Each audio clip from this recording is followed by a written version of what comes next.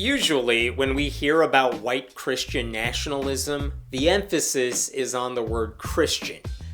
One pastor didn't get that memo, so he focused on white. Recently, during a guest sermon at Fair Park Baptist Church in Fort Worth, Texas, a Christian missionary named Mike Keller delivered a sermon about overcoming spiritual warfare. Now, normally, I would roll my eyes and just ignore that, because he's talking about a problem that only exists in his imagination. But a 1-minute clip from that sermon has since gone viral for all the wrong reasons. The first reason is who he is. Stay with me here. Mike Keller has a ton of kids.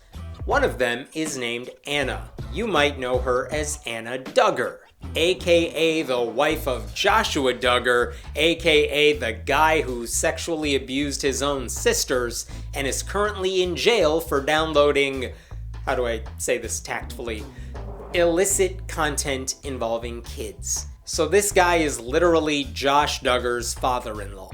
Another one of Mike Keller's many children is named Priscilla, and she's the wife of David Waller, who happens to be the pastor of Fair Park Baptist Church. That's why Mike Keller was preaching there. David Waller, by the way, also urged a judge to let Joshua Duggar go free, because don't we all make mistakes involving downloading illegal content involving children from the interwebs? Keller himself evangelizes in Florida prisons, and there were clips of him doing just that on the Duggars TLC show back in the day. All of that is to say these people all run in the same creepy Christian circles, and everyone is connected to the Duggars, and it's all very weird. And all of you watching this are probably, at most, 2 degrees separated from a Duggar. Sorry, it's just the way genetics works. The second reason this sermon went viral is because of what Keller said. Because it would have been bad no matter who said it, but the fact that it was this guy from these Christian circles just made it so much worse. The whole sermon went off the rails when Keller decided to go on a brief tangent to talk about slavery, as one does. Keller was explaining how we can change America for the better. He said protesting was not the way to do it. He even cited the events of January 6th and how one pastor he admired called it a trap. The pastor told his church, don't go to Washington, D.C. for the January 6th protest. It's a trap. Wow. He was right. He was right.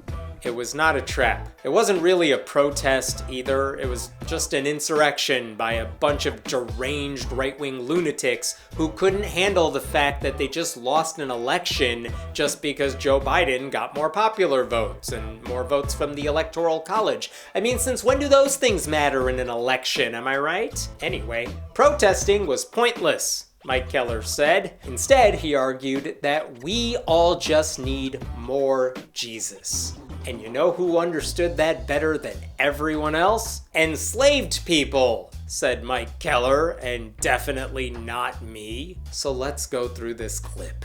Hey, think about it. 150 years ago, or 200 years ago, when the blacks were slaves. You know this is gonna be some racist shit when the first line involves the blacks. Did they ever go to Washington, D.C. and have a rally 200 years ago to protest against slavery? Ah, yes. Why didn't the slaves ever protest in D.C.? Why didn't they just ask the slave owners for a few days off to travel to an anti-slavery protest? I'm sure they had some sick days saved up, right? Maybe some paid leave? Just to state the obvious, though. Yes, enslaved people protested. They did it all the time. Not as one giant group on one day in Washington, D.C., but in smaller groups all over the country. And it wasn't just slaves who protested. They had white allies too. They didn't just sit around and accept their fate. If you studied any of that history, you know there were uprisings and rebellions and abolitionists and a freaking underground railroad and legal challenges. There was Nat Turner and Harriet Tubman and Frederick Douglass.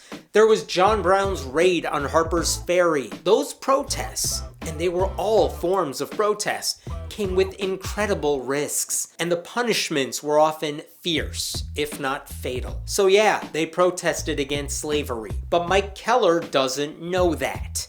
Here's what he says happened instead. What did they do? Well, a lot of good people in the plantations would say, hey, it's wintertime. Let us help build a church for you, dear folks. Right. The good people in the plantations, better known as slave owners. You know, this guy also believes there were probably really good Nazis who really didn't like those concentration camps, but what are you gonna do, you know? It's kind of weird that Mike Keller, even in his own revisionist history, accepts that Bible-believing Christians were also slave owners. That fact is apparently trumped by the idea that they tried to convert the people who involuntarily worked for them. They saw that the humans they bought and sold on a whim were shivering, and instead of giving them warm clothes and shelter and freedom, they said, let's give you a Jesus house. They're so kind, those nice plantation people whose moral compass always pointed south. So what did they all do in those churches? Let's find out. And they loved them and taught them how to read so they can read the Bible. And here's what the blacks did about 150 years ago. They humbled themselves. They prayed. They sought God's face and they turned from their wicked ways. The hostage takers loved their hostages. So kind. And they taught them how to read so they could read one book and no other books, because the last thing those slave owners wanted was for their property to get educated. But those enslaved people knew their place, and they prayed, and they accepted the God of the slave owners as if they had a choice, and they turned from their wicked ways. The enslaved people were apparently the wicked ones, not the people who believed owning other humans was normal. They were the victims. So what wicked ways were the enslaved people turning from? I assume we're just talking about the fact that they weren't saved. But if you're a pastor, fix your rhetoric. Jesus. And God made slavery illegal through several white presidents, right? It worked, didn't it? And then God made slavery illegal, thanks to all those white presidents. Lincoln and the other ones. And definitely not because anyone protested. Look, while some enslaved people were taught to read for the purpose of reading the Bible, that was the exception and not the rule. Usually the whole point of indoctrinating them with Christianity was to shut them up and teach them the importance of obedience. We know that in part because anti-literacy laws were commonplace in most slave states. And among enslaved people, learning to read often occurred in secret, because being openly literate could be seen as a liability, if not a death sentence. And come on, several white presidents ended slavery. Most of those first 16 presidents were slave owners themselves, or at least people who supported the institution of slavery. They didn't all get progressively more anti-people ownership in the first century of our nation's history. Slavery didn't end just because Abraham Lincoln signed a proclamation out of nowhere. I feel I need to point that out because this sermon was delivered in Texas less than a week after Juneteenth, which is an event I promise you Mike Keller knows nothing about.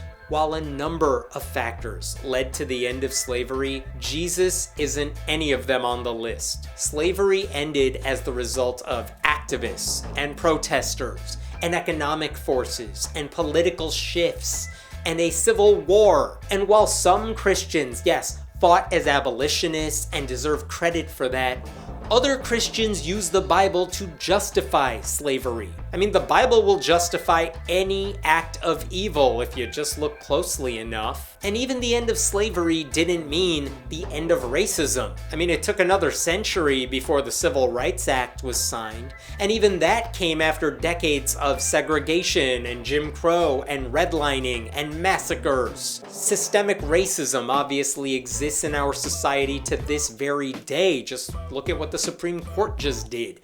And yet, Mike Keller is acting like prayer and the Bible fixed everything. No, they didn't. God and Jesus were not the reason slavery ended. Neither did benevolent slave owners, which is the biggest oxymoron you will ever hear. I will admit, Jesus may have provided solace for many enslaved people, but they sure as hell didn't sit and wait around for God to rescue them. By the way, you cannot give God credit for ending slavery without also blaming God for allowing the tragedy of slavery to occur in the first place. Mike Keller doesn't know his history. He's perpetuating misinformation and downplaying slavery, guided by the false notion that the Bible is always used for good. It's no wonder that this clip began circulating online as further proof of how conservative Christians distort history in their favor. I mean, maybe the most surprising thing about this sermon is that Keller wasn't standing in front of a conservative flag, since he was echoing all their talking points. This kind of Christian ignorance is also a reminder of why conservatives these days are going all in on book banning while attacking public schools. It's also why Keller's righteous, God-fearing state of Florida, which he bragged about elsewhere in the sermon, is currently led by a guy who picked a fight over AP African American Studies. The more educated people become about the true history of our country, the faster they'll realize how much bullshit conservative Christians like Mike Keller are spreading. I mean, even from a macro perspective here, nothing in this sermon clip sounds better. Keller is urging the audience not to protest, but to put their faith in God. I know that's a standard conservative Christian message, but it's also one that ex-evangelicals and former fundies have been condemning for years. That's because that mentality has allowed physical and emotional abuse to thrive in their homes and churches. People like Keller think prayer solves everything. They want you to just be quiet about your problems and pray about them. Whatever you do, though, don't complain about it in a public way. But Josh Duggar isn't in jail because people prayed about it. It's because prosecutors caught him doing something illegal and went to the secular courts to seek justice. Prayer didn't expose the Catholic Church. Survivors telling their stories and secular reporters covering them changed that.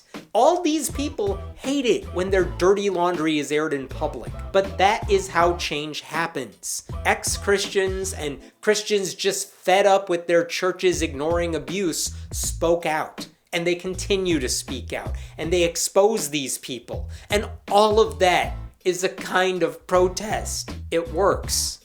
It's effective. And it's no wonder Mike Keller hates it. Which is weird, because you know this guy celebrates 1776 and definitely not 1619. And how does he think we became a nation? Was it through protest against a king and the monarchy out of a desire for independence and religious freedom? Or did the founding fathers just sit around and talk to God and just wait for independence? You would think someone related to the Duggars would realize the power of speaking out against injustice instead of silently asking God for help. Maybe Keller should watch that Amazon Duggar docuseries. He has plenty of time to do it. It's not like he's spending his off hours reading history books.